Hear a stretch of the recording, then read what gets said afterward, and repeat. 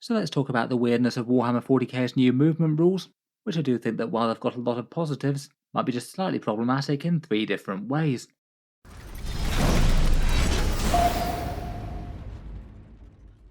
Hello and welcome back to Auspex Tactics, where today we're focusing on the 40k rules changes from the recent balanced data slate, and one of the rules that has prompted the most online discussion have been the new movement rules to the game, both because it's kind of interesting when Games Workshop changes the game at such a fundamental level, but also because there might be a few bits of weirdness and problems, and weirdly enough it looks like there's two slightly conflicting rule sets that Games Workshop have put out for some reason. I went through it briefly in the big video about the balanced data slate changes that I thought would go back in a bit more detail, talk exactly how these new movement rules work and take a look at Games Workshop's diagrams, and then talk about the three potential problems that their new rules for pivoting might create. Starting out though, focusing on the rules changes themselves, it certainly was one of the more unexpected updates from the whole balanced data slate.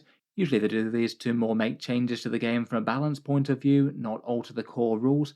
Movement rules only tend to get altered at an addition change, rather than randomly halfway through the addition. It seems the problem that they were trying to fix is to try and make movement a bit more precise. Though I feel like most people were managing to play with the rules as they were written kind of fine. Didn't really feel like a problem that needed fixing to super great degrees. But with these changes, they made movement work differently in two separate ways. First of all, with a rule that allows you to squeeze big monsters and overhanging models through gaps. And then the slightly more odd one with some of the interactions it makes is pivoting. The idea of all movement either being done in straight lines translating the model or turning around about an axis. Those pivoting rules in particular have certainly generated a bit of online discussion. I've seen multiple different Reddit threads debating the slight potential for odd interactions and whether or not Games Workshop intended to write them this way. I wouldn't say the rules changes are massively game breaking or anything like that, but it's maybe a bit odd that Games Workshop's opened the door to a few weird interactions like this, given that the movement rules were largely working fine as they were, in my opinion.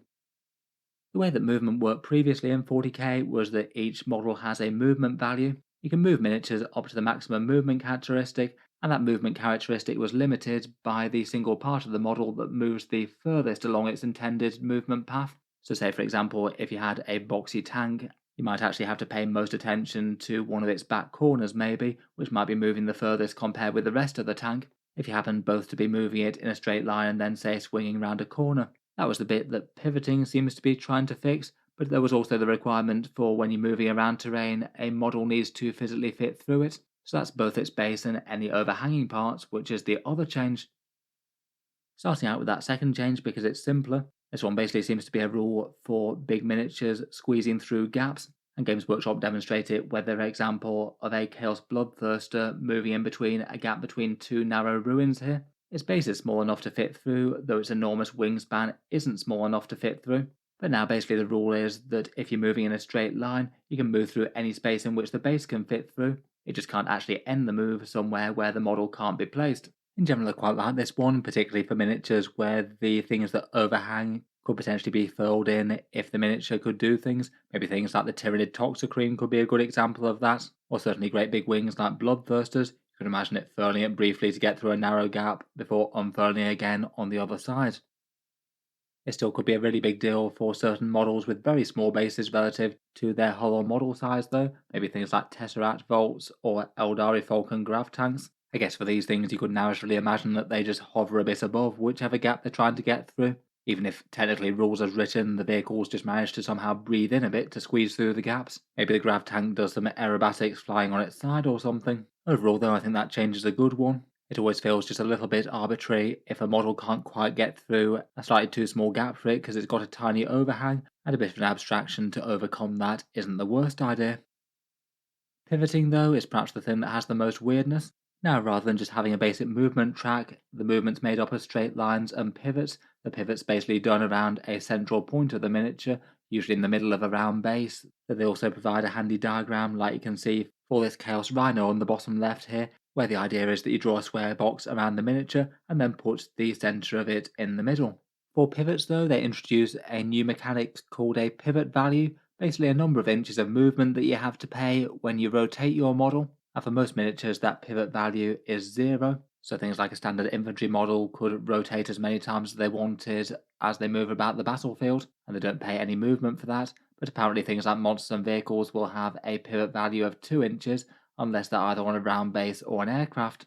Basically, that means that, say, this Chaos Rhino, if it wanted to turn around and not just be locked in its orientation, it'd have to pay its pivot value. That means you'd have 2 inch less to move this turn, but then once you've paid that 2 inch tax, you're then allowed to pivot the model as many times as you want on that central axis as it moves around.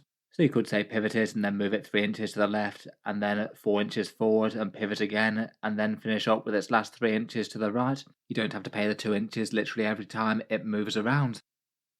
Games Workshop did a few diagrams to help people get the idea of this, which seems sensible enough, showing how a model moves around its central axis. The bit in the middle stays still, the rest of the model can turn, showing how infantry models can basically pivot freely, and then just demonstrating normal straight line movement with this Rhino tank, basically translating the model without turning it on its axis at all, so that way you can still move your big 12 inches.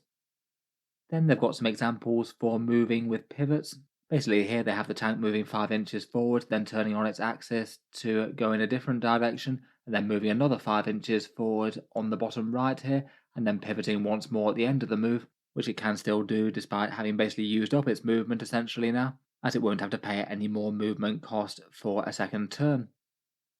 They also show how the two could combine here. You could both have a model squeezing through small gaps and then pivoting to make a charge if it wants to. Say for example this Bloodthirster trying to charge these Space Marines. With those rules established though, it does seem that there's 3 potential areas that pivoting could cause some slightly weird situations. The first being for anything that isn't a monster or vehicle that still has an oval base, as the way that the pivot rules are worded means that you can potentially game a little bit of free movement if you really want to, depending on exactly how they're lined up. For example, you could have this Attilan Rough Rider that's got a 60 by 35mm oval. It basically meant that if you had a Rough Rider that was side on to you, then by starting the move with a pivot, you could potentially gain around about 12mm worth of extra movement, just literally by turning the oval on its side, and not counting towards its 12-inch movement characteristic. It's certainly not a crazy amount, roughly being around about half an inch, though I must admit it does feel weird that if you deployed these side on and used them to turn around, you could then use the pivot rules to essentially gain a very slightly shorter charge. Say for example if you happen to be just over 20 inches away from the enemy. Normally that would mean that you'd have an 8-inch charge. With the pivot turning thing, that could turn it into a 7-inch charge, which is a lot more doable. I was trying to think what other oval-based units could potentially get free pivots like this, and there are a few things that aren't monster or vehicles, but are on oval-sized bases. The Triumph of St. Catherine for the Sisters has an 120 by 92mm oval base. I guess in theory you could game around about an extra 14mm worth of movement, as you've got the potential to gain up to half of the distance if you're perfectly 90 degrees on. Otherwise, this Virtus Praetor for the Adeptus Custodes has a slightly bigger base. That one's 75mm by 42mm, so maybe around about 16 or so millimeters gain there. Still slightly less than an inch, and maybe not the most game-changing thing in the world. But again, maybe feels a bit weird that Games Workshop have written the rule in such a way that seems to be easily possible. Perhaps the most strange thing is that there's two different versions, one way you can do this and one way you can't, but we'll get onto that in point 3.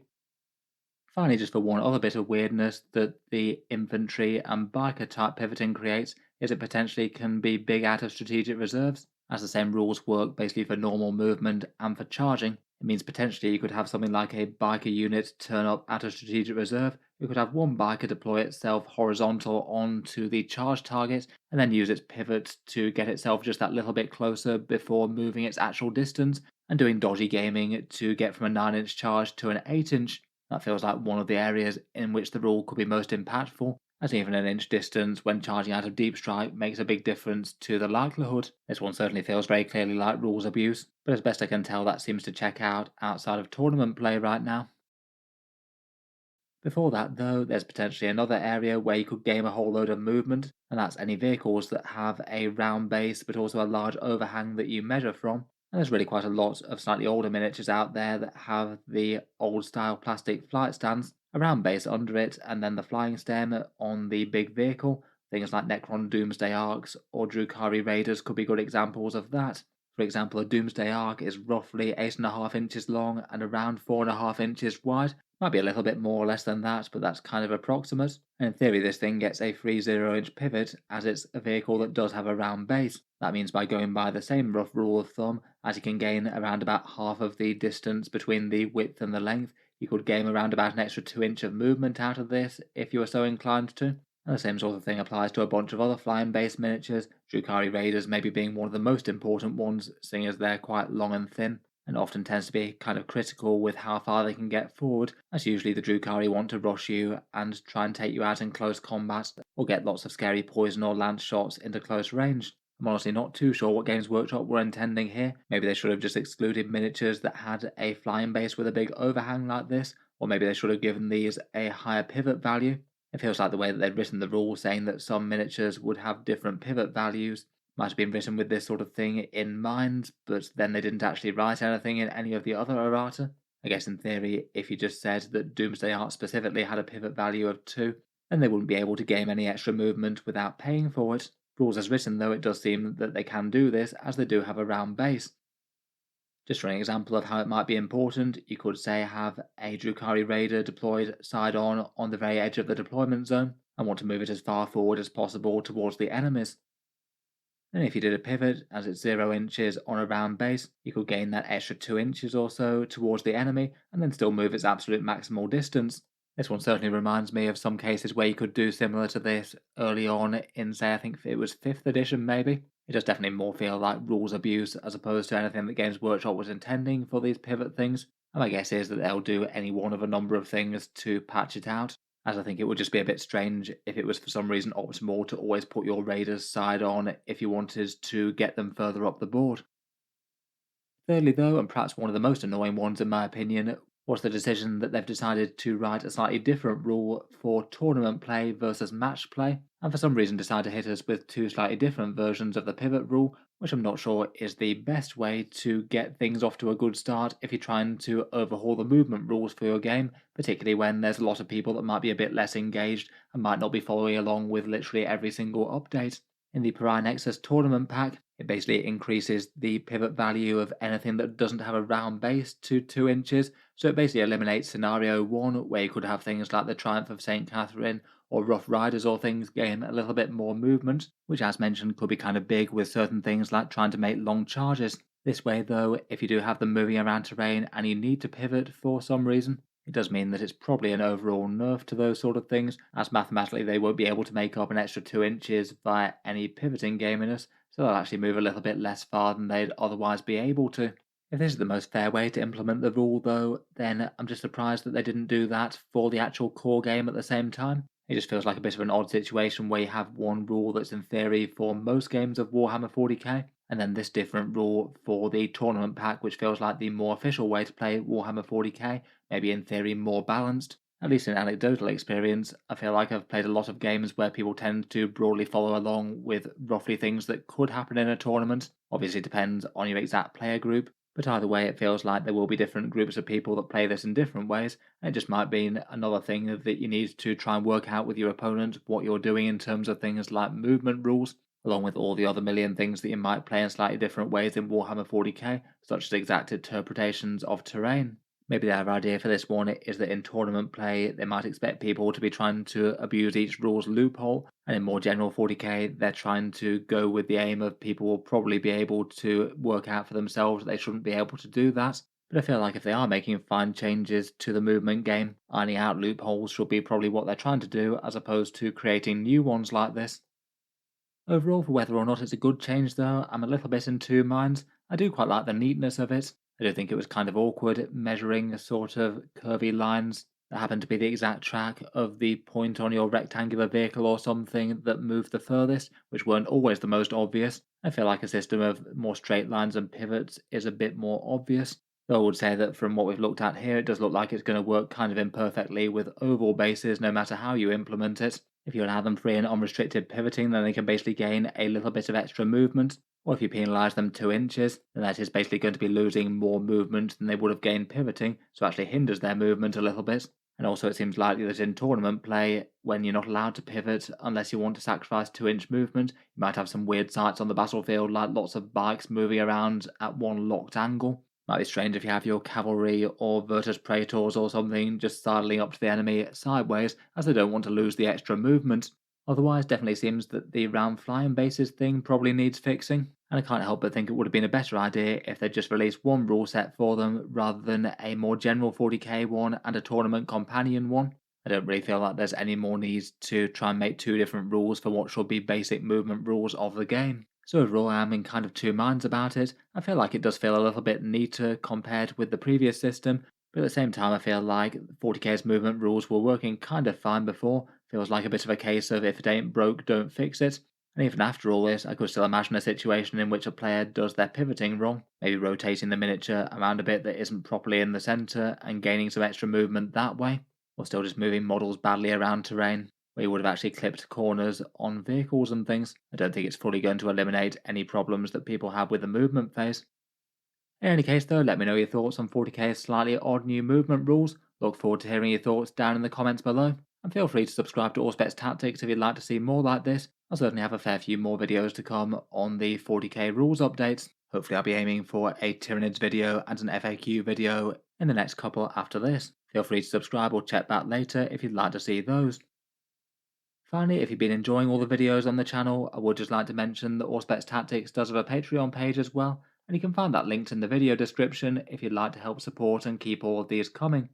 Channel patrons do get a few advantages, seeing certain videos early, regular votes to see what sort of things happen next on the channel, and automatic entry into the regular prize giveaways with a chance to win some big model kits each month. If any of that sounds good to you, or you'd just like to help support, the links are down in the video description. In any case, a massive thank you for listening, and I'll hope to see you guys next time.